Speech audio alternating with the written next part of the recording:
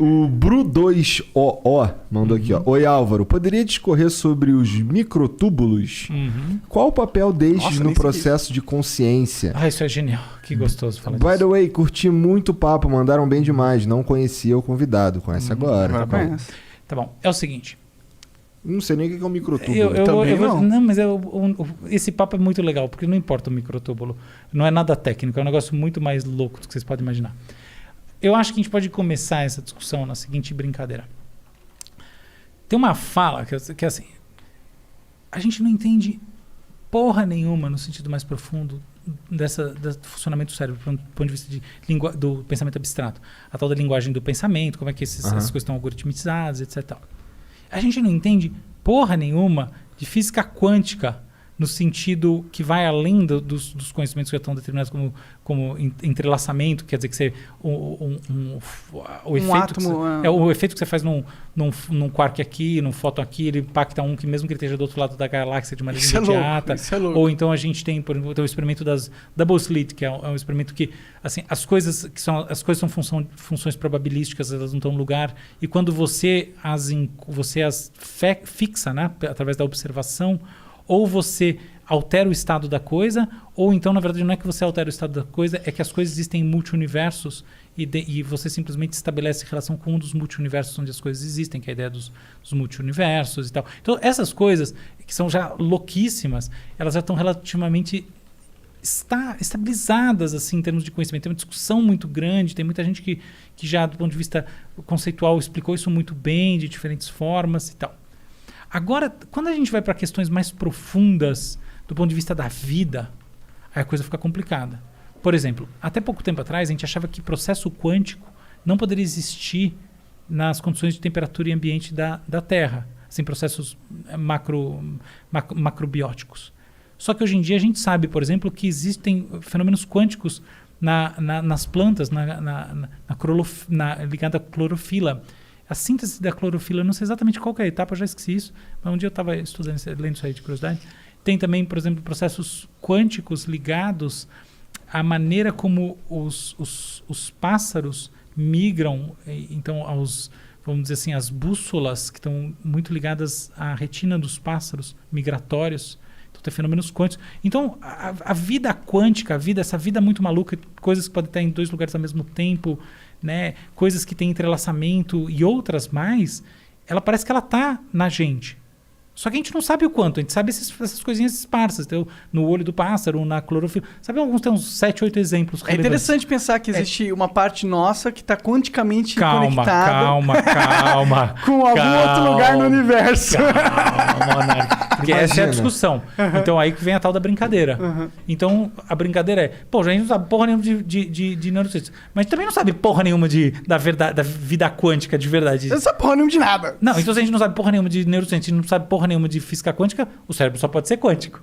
Entende a brincadeira? Então essa brincadeira, ela serve para ancorar essa discussão. Por quê? Porque tem um matemático absolutamente genial, importante, chamado Roger Penrose, que escreveu um livro chamado Novamente do Rei. E é um livro no qual ele coloca essa teoria neurocientífica, com várias aspas, tá? Não porque ela não seja neurocientífica, mas porque ele é matemático.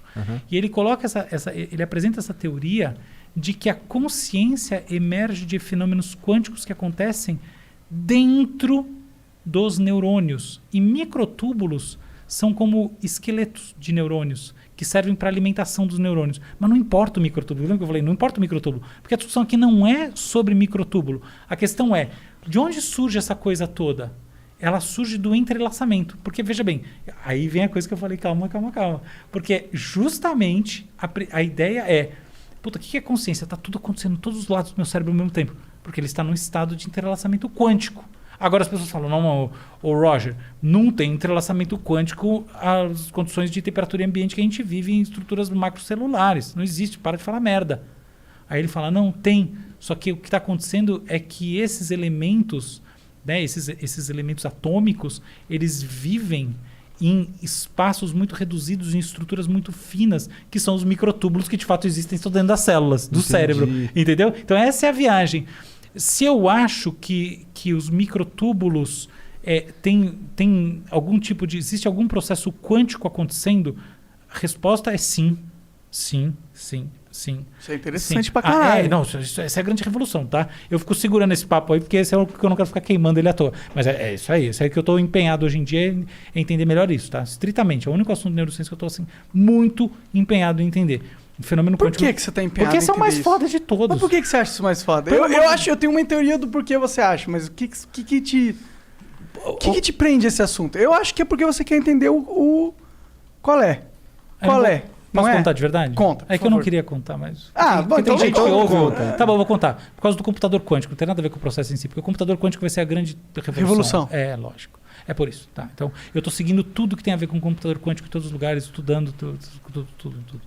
Computador quântico eu gosto disso. Muito mais. Pega a inteligência artificial, multiplica por 5 mil, tá bom? Porque ele é capaz de ter um processo igual o cérebro tem. Não é isso, porque não é? eventualmente o cérebro não é quântico, a gente não sabe. Ele tem uma eu outra... acho que Talvez ele seja mais forte... Que quântico? Não... Mas eu acho que o cérebro, Monark, ele tem essa... O processamento quântico é outro assunto, a gente pode discutir daqui a pouco, mas eu nem sei se vai ter tempo, mas enfim... Não, o tempo é infinito. Tá bom. Mas o quanto você não aguentar mais falar. Eu sou bom de falar, tá? Eu adoro. Mas aqui, fechando esse parênteses aqui, só para a pessoa que está em casa ouvindo, então, efetivamente, a metáfora quântica, tá? Voltando muito nessa questão de que são alegorias e tal, a metáfora quântica ela é muito boa para falar de consciência. Porque é isso, coisas que estão simultaneamente acontecendo. E é isso que a gente sente. Fala, caralho, justamente essa ideia do Global Workspace. Se a gente parar para ver a teoria que eu falei, tá bom, eu estou recrutando coisas de um monte de áreas e tal, e elas estão se integrando, e por causa dessa integração eu consigo usar informações de tipos diferentes. Isso me dá uma forma de inteligência superior. A consciência é uma adaptabilidade inteligente, específica dessa espécie que faz isso, é por isso que ela existe. Tá bom, tudo lindo, ótimo, adoro essa teoria. Mas por que raios que a integração de diferentes coisas do cérebro gera essa porra? Entendeu? Isso aí não está explicado na teoria. A teoria é descritiva meramente. Ela fala de superfícies, o que não quer dizer ser superficial no sentido de ser fraca, mas são superfícies. Aí vem um cara e fala, não, essas coisas acontecem não por coerências de áreas que piscam junto, qualquer bobagem dessa. Não, é muito individual e é por isso que a gente consegue puxar coisas muito específicas da memória disso daquilo. Ela é quântica. Entende? E aí vem essa ideia do Roger Penrose que traz, e esses fenômenos quânticos existem na prática, isso não é mera alegoria, e eles acontecem dentro dessas estruturas chamadas microtúbulos, que são usadas para a transmissão de nutrientes e outros fenômenos moleculares dentro dos neurônios cerebrais. Pimba, essa é a ideia. E eu acho a ideia linda, e eu acho que de fato existem fenômenos quânticos para serem descobertos no cérebro, e alguns que já estão sendo especulados, conheço o paper e tudo mais. O que eu só penso é que, aí vem uma questão que eu acho que é muito legal da gente usar na vida, que assim, se eu tenho duas explicações, uma complexa e uma simples, é melhor sempre pela simples, tá? Então, inclusive se eu tenho dois caminhos, vamos fazer isso com aquilo que depois a gente chega não sei aonde, daí de lá a gente pula naquela piscina ou às avessas e sai num prédio. Puta, tem outro caminho que pega o elevador e chega lá em cima. Puta, esse aí geral melhor, tá? É o que a natureza escolhe, normalmente. É exatamente exato. Sempre, muito bom, muito bom. E então, eu acho que esse modelo de cérebro quântico aqui do Roger Penrose, ele tem como problema, por assim dizer, que ele assume um monte de tese complexa, um monte de coisa, achar o fenômeno quântico. É muito si, tá? De repente ele tá certo fazer o quê? Quem tinha isso era o Stephen Hawking. Um monte de si nas coisas que o cara pensava, falava assim, lá, tanto que ele não ganhou o Nobel porque era muita especulação na prática, entendeu? Mas no final das contas existia Hawking's Radiation. Então, muitas das coisas, tá? O Hawking's Radiation era uma dessas coisas mega especulativas dele? Não, menos. Na verdade... O que ele acertou era o simples. Não, ele acertou muita coisa que era especulativa. Só que assim, fica essa coisa, entendeu? De puta, são muitas premissas, eu tenho que vencer muitos obstáculos para saber se é verdade. Sei lá, se tem fenômenos quânticos, não sei, mas como é que eu vou ver? Não é um olho de pássaro que eu faço uma cirurgia ali na mesa e depois abate o pássaro, que é isso que acontece em laboratório, infelizmente. Não. E quando tem muitos ICs, é mais fácil você pôr uma ideia e ela não ser rebatida e coisada, né? Porque como você vai provar os ICs, né? Ou eu vou te dizer... Tá, isso é verdade. Agora o outro lado. Quando você tem muitos ICs e do outro lado você tem uma com menos Cs, aí é melhor menos Cs. Entende? É esse que é o ponto. Então, tipo assim, pode ter fenômeno quântico no cérebro que gere consciência. Mas também tem boa explicação que vai além do Global Workspace, que não precisa disso tudo, entendeu? Tem menos cis. Menos Se bem que eu gosto dessa. Eu também gosto, ela é linda. Tá aí. Por que eu falei todo esse monte de coisa? Para dizer, esse é o imaginário rico da coisa, tá bom? Esse é o que é legal pra caralho. Porque você sente isso. Você sente que há uma coerência. Mas será que ela existe no plano quântico? Entende? É muito assim. Como que tá a computação quântica hoje em dia? Como que você enxerga isso? Tá bom.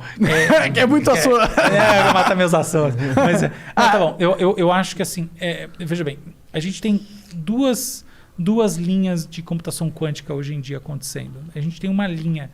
Deixa eu dar um passo atrás. A computação quântica está baseada no fato de que os bits, que são chamados de qubits, eles envolvem entrelaçamento.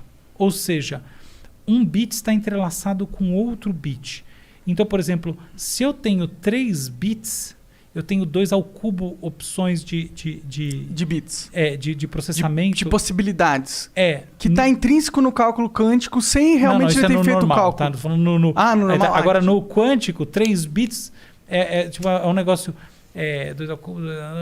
É muito, mas não importa, eu não sei qual é esse número exatamente, mas eu sei que assim, é um número muito mais alto. Então, assim, o poder computacional ele escala de maneira muito rápida com poucos bits, através do entrelaçamento. Eu tinha visto um vídeo explicando um pouco sobre esse negócio quântico. Do In a Nutshell. Não sei se foi desse, mas não lembro de que... minha memória não é tão boa assim. Não lembro qual foi o vídeo. Mas que ele explicava assim, o estado de um bit quântico, ele não é o estado 0, 1. 0, 1 e 0, 1 e as duas coisas ao mesmo tempo. Exato, ele é 1 e 0 e é 0, 1 ao mesmo tempo. Isso. Ele pode ser 3 coisas... Isso não existe dentro do bit do computador normal. Ele é dualístico. É 0 ou é 1. Por isso que fica 2, 2 ao quadrado, 2 ao cubo. Aqui não, aqui eu tenho 3. Só que quando você 3 tem ao cubo... 3 fatores, a exponenciabilidade do cálculo é muito maior, porque são 3 variáveis, então o cálculo possível de 3 variáveis é muito maior do que o cálculo possível de duas variáveis. Então, dentro de um processamento de um bit quântico, existem mais cálculos possíveis que dentro de um processamento de um bit dualístico 0 a 1. Mais ou menos isso. Não, isso é 100% correto. Esse é o grande lance. Então, o poder de processamento escala. Isso é um negócio que muda. Então, só uma coisa. E deve ser mais eficiente, falando do ponto de vista energético e tal. Então, putz, já falo disso, pode ser? Tem um negócio que eu acho que tem que pensar antes, que é assim, sobre exatamente o que são esses bits, que é algo que, para mim, muda tudo. Que é o seguinte. Quando eu estou num processador digital, eu estou fazendo um processo que é linear, ele é sequencial. A arte, que eu estava dizendo do computador quântico, que é o lance que eu estava falando do entrelaçamento, é que como o entrelaçamento significa que a ação de uma das partículas está entrelaçada, ou em outras palavras, ela gera reação imediata em outra partícula, eu tenho paralelismo de processamento. Essa é a coisa, entendeu? Então não é simplesmente que processa mais rápido. Então, puta, entendi. Os caras estão falando do mega computador. Tá bom. É tipo o supercomputador do... Não, ele é meio cérebro humano, né? Não sei, o cérebro tem partes assim, tá? O cérebro de fato ele consegue fazer cálculos que é impossível com o computador. Não é só isso. Não é. Isso que é o negócio. Ele consegue fazer coisa que o computador não vai conseguir nunca. Não importa o tamanho do processador, não importa quanto ele evolui. É isso que é o negócio. Porque tem coisas... Não é força física, é destreza. Isso. Falou muito bem. Esse é o papo, entendeu? Então, o computador quântico não é simplesmente mais processamento. Ele tem algumas propriedades que, se bem utilizadas, óbvio que assim, veja bem, computador é computador, tá? O que importa na prática, na sua relação com ele, é o software. É só que a questão assim, você consegue desenvolver softwares, tudo surgiu em função do negócio de um cara chamado Shor lá, que tinha uma coisa que ele precisava fazer uma fatoração e era muito difícil. Mas enfim, ele resolveu isso com um modelo quântico, teórico. Tá? Mas enfim, você vai além desse papo de fatorar número, de quebrar criptografias que são impossíveis de serem quebradas. Por exemplo, a quebra de todas as senhas conhecidas é uma realidade teórica indiscutível no mundo da computação quântica. Todas. A quebra, tipo, a reversão dos blocos de um blockchain imaturo, né? Nunca do Bitcoin, mas isso tudo faz parte de realidades teóricas, pelo menos, não sabe se é daqui a 10 anos ou 100 anos, mas o que importa é o seguinte, é esse nível de coisa, tem coisas que não podem, por definição, assim, por definição é uma palavra forte, Mas conceitualmente elas não fazem sentido a gente imaginar que elas vão acontecer com o tipo de computação que a gente tem hoje em dia. Mas elas são viáveis, pelo menos conceitualmente, no mundo da computação quântica. Entendi. Então tá aí, eu acho que essa é a parte que eu estou muito interessado em entender melhor. Você tem algum exemplo de algo que seria possível com computação quântica que não seria possível atualmente? Inteligência artificial mais robusta, talvez? Não, isso aí eu acho que teria que ser mais robusto, é a questão de grau. Tenho. É o seguinte,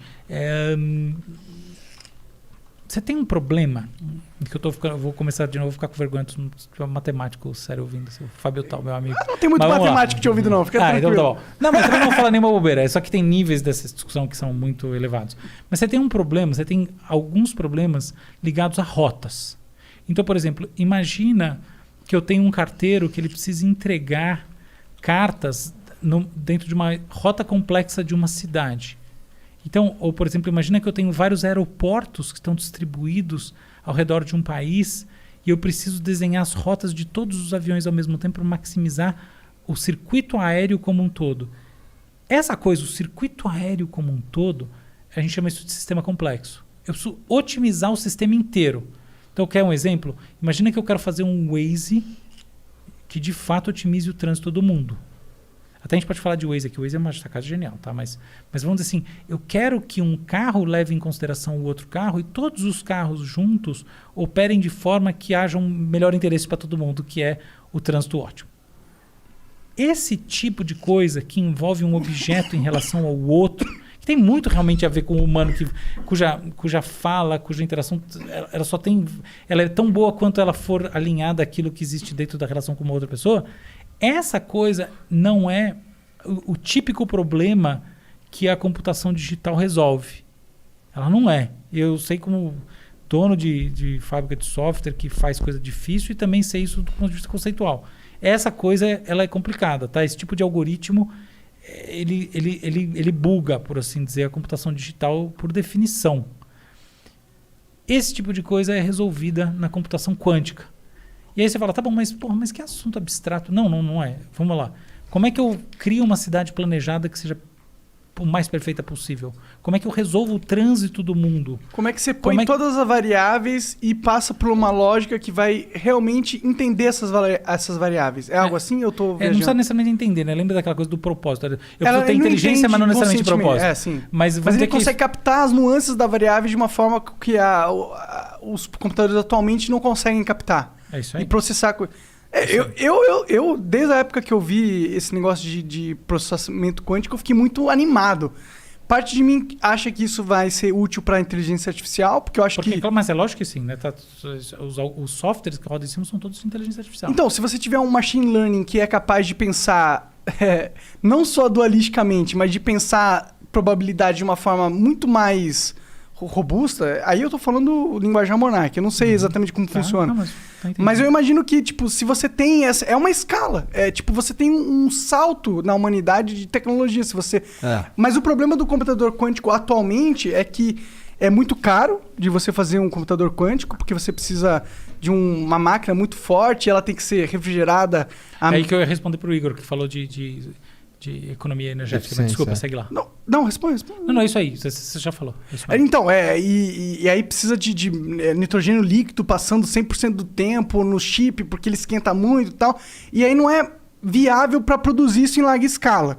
E aí, por não ser viável em produzir em larga escala, não tem o interesse em desenvolvimento de software, então a gente está passando hoje em dia num processo do começo da tecnologia. Quanto tempo você acha que vai demorar para a gente conseguir realmente ter um computador quântico para o consumidor, assim? Você acha que isso demora muito ainda? Vou falar de duas coisas. Primeiro é o seguinte, só um detalhinho, claro. Como você é um cara de absoluta coração aberto, o problema não é que ele esquenta. O problema é que para eu estabilizar um entrelaçamento quântico, eu preciso que a partícula esteja muito resfriada, entendeu? Então é a geladeira que é muito, muito fria. Os átomos eles têm que estar paradinhos, estáticos, para que você consiga mexer neles e manter eles estáticos para você ter uma segurança. Não é bem que você mexe nele, mas é isso aí. A metáfora tá boa. Desculpa, eu tô tentando aqui. Não, mas é isso mesmo. Ele precisa estar paradinho para o negócio rolar, tá? Sim. E é isso aí. E aí então esse é o primeiro ponto. O segundo ponto, trazendo lá atrás, você tem dois, que eu estava falando, tem dois modelos de computação quântica. Então você tem um modelo do Google, por exemplo, que é o computador quântico que justamente trabalha temperaturas baixíssimas e poucos qubits. Ou seja, ele trabalha com qubits, por que poucos? Porque são qubits que estão em entrelaçamento efetivo com os outros. Agora você tem um segundo modelo de computação quântica com muito mais qubits, mas não são bem qubits verdadeiros. Eles são uns pseudo-qubits, tá? Na verdade, é computação digital emulando computação quântica. Que nem, por exemplo, a gente hoje em dia não... existe holografia, tá? Holograma de laser, tá? Mas a estabilidade deles e a definição é muito ruim e perigoso para o olho e tal. Então, aquilo que a gente chama de holograma não é holograma, tá bom? É uma experiência de holograma tridimensional, de computação visoespacial. Entende? Então, é a mesma coisa, não é bem qubits. Então, você tem dois modelos. No modelo que importa mais para a evolução do campo e que gerou a chamada supremacia quântica, que foi o primeiro experimento que gerou algo quântico, que foi uma fatoração que nenhum computador do mundo consegue fazer, isso já aconteceu, isso foi em 2019, e foi o computador do Google. Nesse modelo a gente está evoluindo de maneira muito devagar em termos da adição de número de qubits. Então, aí eu chego sim na sua pergunta, eu acredito que, a resposta é chata, mas é a grande verdade para mim, que essas coisas são que nem a vacina de RNA.